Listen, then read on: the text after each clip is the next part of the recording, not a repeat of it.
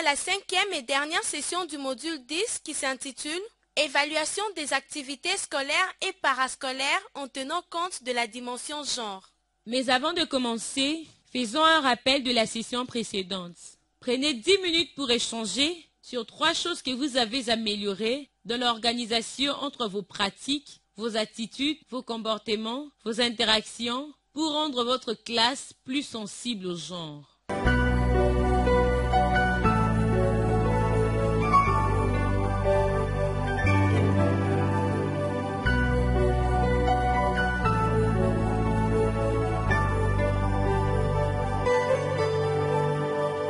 Ce thème a pour compétence de base de permettre à l'enseignant de vous initier en tant qu'apprenant à distance à évaluer les activités scolaires et parascolaires en tenant compte de la dimension genre. Pour ce faire, ce thème comprend une seule activité qui est l'évaluation de la dimension genre dans les activités scolaires et parascolaires. Ce thème a 5 objectifs spécifiques. Objectif 1. Définir les concepts évaluation, activités scolaires et activités parascolaires. Objectif 2.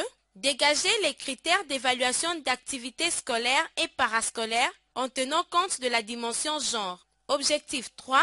Énumérer quelques stratégies à utiliser pour évaluer les activités scolaires et parascolaires en tenant compte du genre. Objectif 4. Évaluer les activités scolaires et parascolaires à l'aide d'une grille d'évaluation. À présent, définissons quelques concepts. 1. L'évaluation est l'action d'examiner les degrés d'adéquation entre un ensemble d'informations et un ensemble de critères en vue de prendre une décision. C'est également estimer la valeur de la mise en œuvre d'une pratique. 2. Les activités scolaires sont l'ensemble d'actions et d'opérations développées ou exécutées à l'école pendant les heures prévues sur l'horaire. 3. Les activités parascolaires qui sont l'ensemble d'actions et d'opérations développées ou exécutées en dehors de l'école et en dehors du temps réglementaire de la scolarité, mais contrôlées par l'école. Maintenant, abordons les critères d'évaluation d'activités scolaires et parascolaires en tenant compte de la dimension genre. 1. Nous avons un équilibre de genre dans les actions, enseignement et apprentissage, distribution de la parole, distribution des tâches, interaction maître-apprenant, apprenant-apprenant, activité de groupe. 2. L'équilibre de genre dans le contenu d'enseignement, par exemple, l'illustration, les exercices, les situations. 3. L'équilibre de genre dans les méthodes utilisées. Méthodes actives, participatives et coopératives, impliquant les filles et les garçons. 4. L'équilibre de genre dans les actions et activités d'évaluation. Il s'agit de soumettre aux filles et aux garçons les mêmes conditions et les mêmes critères d'évaluation. 5. L'équilibre dans les actions complémentaires de recherche à faire dans la société. Enfin 6. L'équilibre dans l'organisation de la salle de classe et dans les milieux parascolaires. Passons aux stratégies à utiliser pour évaluer les activités scolaires et parascolaires en tenant compte du genre. À cet effet, plusieurs éléments peuvent contribuer positivement à la dimension genre dans les activités en milieu scolaire et parascolaire, dont voici quelques-uns. Regardons cette vidéo qui montre les différents événements à évaluer pour définir si les activités en milieu scolaire et parascolaire sont équitables ou discriminatoires. Merci.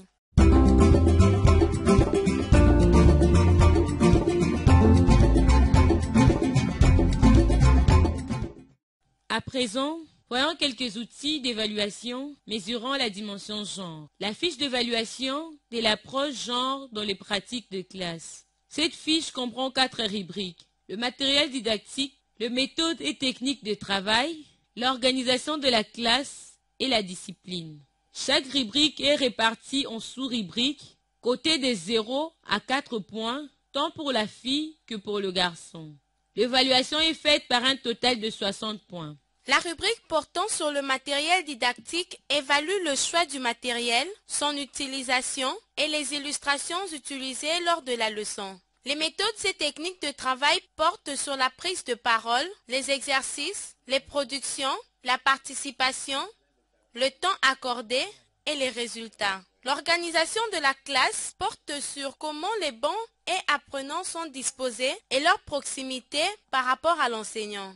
Et enfin, La discipline porte sur les sanctions positives et négatives. À l'issue de la cotation, l'évaluateur fait la sommation des points obtenus. Pour attribuer la cote synthétique, il doit situer le total des points obtenus dans un des intervalles prévus en dessous du total. Ceci renvoie à une cote correspondant à l'une des appréciations suivantes. 4 pour l'excellent, 3 pour très bon, 2 pour bon et 1 pour assez bon. Pour calculer les pourcentages, il doit multiplier le point obtenu par 100 et diviser le produit par 60. Reproduisez cette fiche pour évaluer les questions de genre dans une vidéo dans laquelle les questions de genre sont très bien adressées, d'autres pas. Prenez le temps nécessaire pour reproduire la fiche avant de passer au prochain chapitre.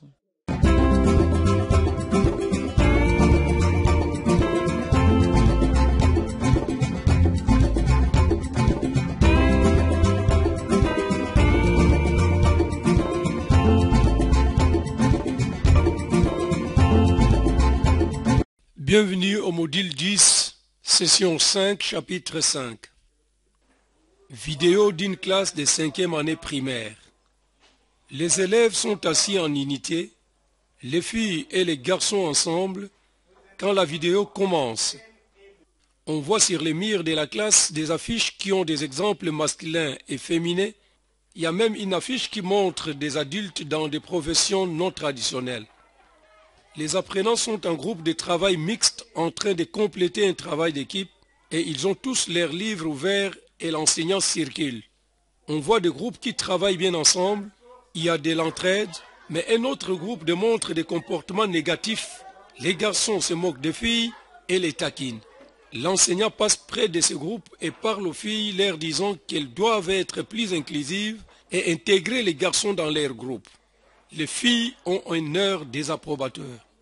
L'enseignant indique aux apprenants que le temps de travail de groupe est terminé. Les apprenants arrêtent d'échanger entre eux. L'enseignant demande aux apprenants de donner l'affluent le plus important du fleuve Congo. Il choisit un garçon debout qui répond que c'est la rivière Ubangi. L'enseignant dit « Très bien » et demande aux autres apprenants d'applaudir 3 fois. Il pose une autre question de savoir le nom de l'explorateur qui a découvert l'embouchure du fleuve Congo. Une fille répond que c'est Diego Cao. L'enseignant lui demande de s'asseoir. Il n'y a pas d'applaudissement. L'enseignant pose quelques autres questions sur les lieux géographiques de la RDC et choisit autant de garçons que de filles pour répondre. L'enseignant demande aux apprenants de ranger et nettoyer la classe. Il demande aux garçons de ranger les livres pendant que les filles balaient. Nous espérons que vous avez pu vous servir de la fiche pour évaluer les différents éléments pour définir si les activités en milieu scolaire et parascolaire sont équitables ou discriminatoires. Merci.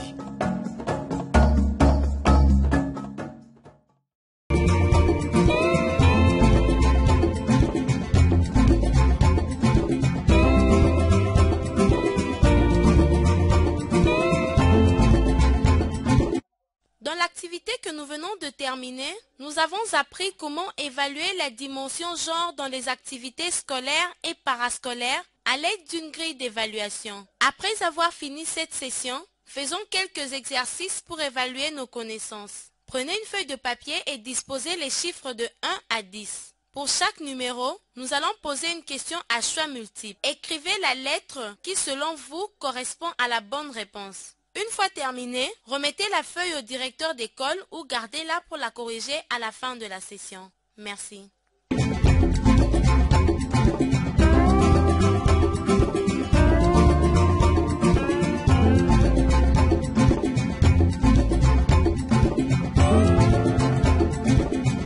Commençons. 1. Le rôle d'un manuel scolaire pour l'enseignant et l'apprenant est surtout A. D'aider les parents à contrôler l'enseignant de leur enfant. B. D'assurer une formation intellectuelle, culturelle, affective et idéologique. C.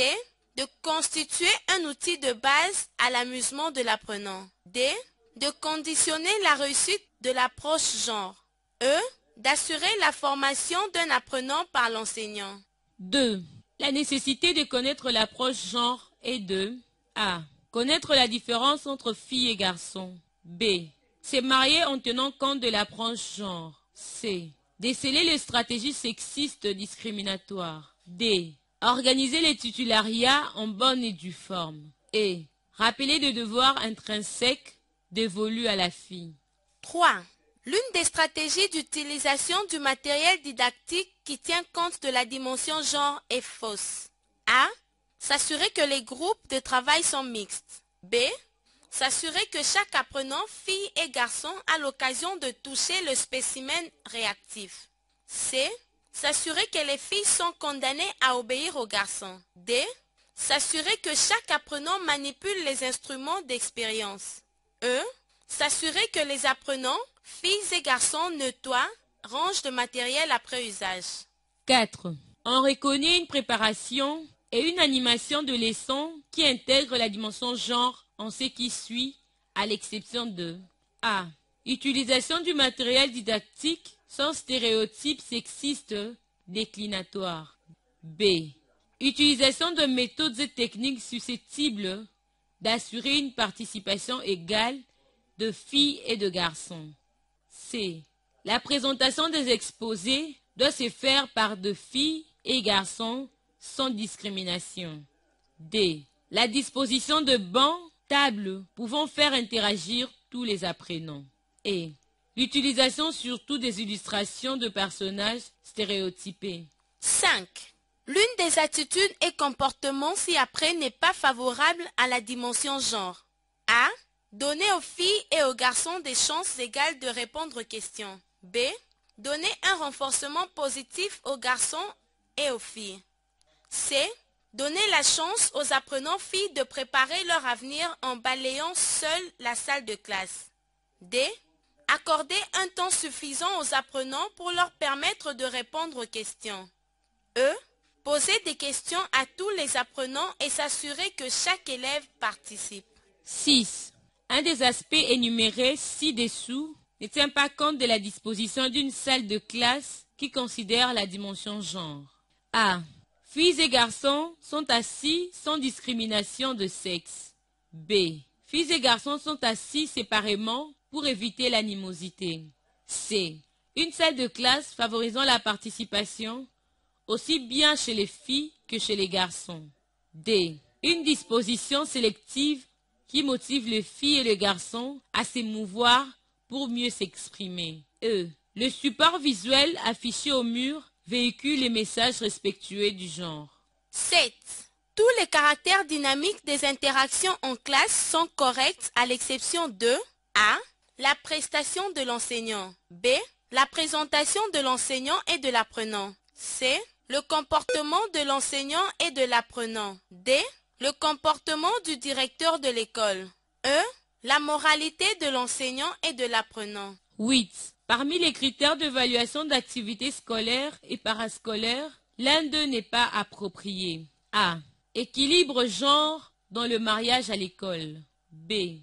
Équilibre genre dans les actions enseignement-apprentissage. C. Équilibre genre dans les contenus d'enseignement. D.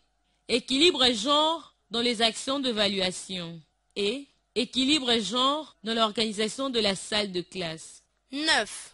Les stratégies à utiliser pour évaluer les activités scolaires et parascolaires en tenant compte du genre sont reprises ci-après sauf A.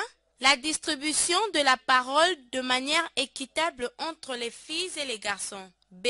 S'adresser plus aux filles étant donné leur situation minoritaire. C. Dans la constitution des groupes de travail, l'on veillera à ce que filles et garçons travaillent ensemble dans les groupes sans discrimination. D. Dans les interactions entre les apprenants filles et les apprenants garçons. E. Tenir compte de la dimension genre dans l'élaboration des politiques curriculaires. 10. Lorsque deux apprenants de sexe opposé ne cessent d'être en conflit, il faut A. Encourager les deux personnes à s'innocenter. B. Encourager chacune à rechercher la solution en consultation avec les autres. C. Recourir à la solution proposée sur la personne ayant un niveau intellectuel le plus élevé. D. Recourir à la solution proposée par la personne la plus âgée. Et écouter chaque partie sans parti pris et déterminer le cause du conflit. Remettez votre feuille à votre directeur ou faites une autocorrection de votre pré-test de la première session et de votre post-test que vous venez de faire en utilisant les réponses dans le prochain chapitre.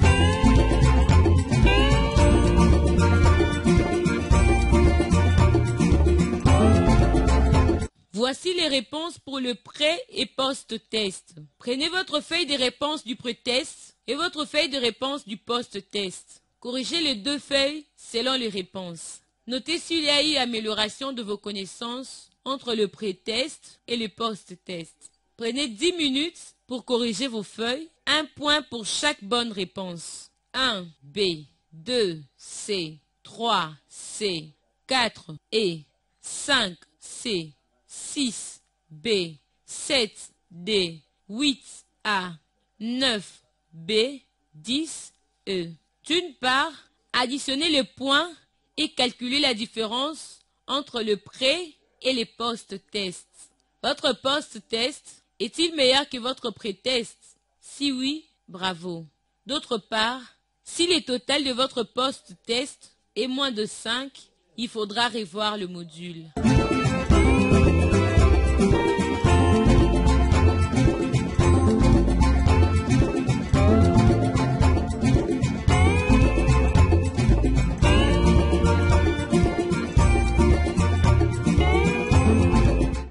Nous sommes à la fin du module sur le genre et l'équité.